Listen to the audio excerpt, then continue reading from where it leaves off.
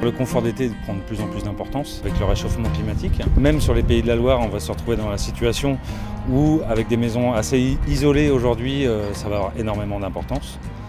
Donc il faut vraiment se poser la question et trouver des solutions pour éviter de monter en température l'été. Les grands principes sont évidemment se protéger du soleil, avoir du déphasage, donc avoir des isolants qui vont permettre d'éviter trop de température à entrer à l'intérieur du bâtiment.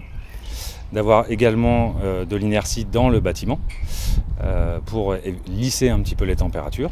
D'ailleurs en hiver aussi ça fonctionnera. D'avoir de la surventilation nocturne qui peut être intéressante évidemment pour faire baisser la température. Et puis une dernière chose, limiter tout ce qui est apport interne. Il y a deux éléments un petit peu différents, c'est la construction et la rénovation. Alors dans le neuf, les choses importantes à retenir, évidemment on s'oriente au maximum sur le sud pour les apports soleil l'hiver, mais l'été le soleil est beaucoup plus haut comme on le voit. Et donc on va essayer de se protéger des apports solaires côté sud, donc en mettant par exemple une petite protection solaire type une pergola, ou un arbre à feuilles caduques côté ouest. On évitera également d'avoir beaucoup de menuiseries côté ouest, où le soleil est très bas le soir, donc on va avoir une montée en température importante du bâtiment le soir, alors qu'on voudrait qu'il redescende en température. Dans la rénovation, c'est un tout petit peu différent, on va avoir du mal à orienter différemment sa maison, ou certaines choses qui seront plus difficiles à mettre en œuvre. Donc on va limiter principalement tout ce qui est apport solaire et se faire des protections solaires. On peut donc, en cas de changement de toiture, essayer d'anticiper un petit peu le montée en température du bâtiment.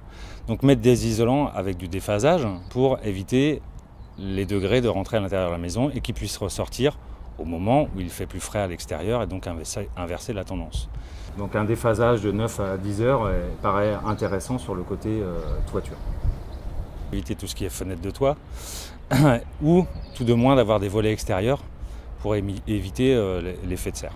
On peut aussi installer de la végétalisation sur le côté sud qui ramèneront en dessous elle de la fraîcheur et qui éviteront de faire que les rayonnements solaires pénètrent à l'intérieur du bâtiment. À l'intérieur du bâtiment, on peut aussi intégrer, pour limiter les montées en température, un mur de masse pour tout simplement lisser la température. Il y aura une accumulation et ça évitera que tout le bâtiment monte trop vite en température. Que ce soit en réno ou dans le neuf, on va essayer de limiter les apports internes, donc mettre des ampoules à économie d'énergie par exemple. On va aussi éviter de cuire un poulet en plein été ou mettre tout simplement à cuire avec un four solaire. On pourrait aussi fermer pendant la journée les volets, puisqu'on n'est pas dans le bâtiment, pour essayer de préserver la température. Et puis donc la nuit, faire de la ventilation nocturne. Si toutefois on n'arrive pas à trouver de solution pour baisser la température de son bâtiment, on pourrait faire un brassage via des ventilateurs pour dynamiser l'air et essayer d'avoir un petit peu plus d'air frais. En dernier recours, on pourra avoir un climatiseur, bien penser à le faire régler, à le faire vérifier pour éviter tout inconfort et essayer d'éviter de baisser trop en température pour avoir un choc thermique aussi quand on va sortir du bâtiment et consommer de l'énergie inutilement.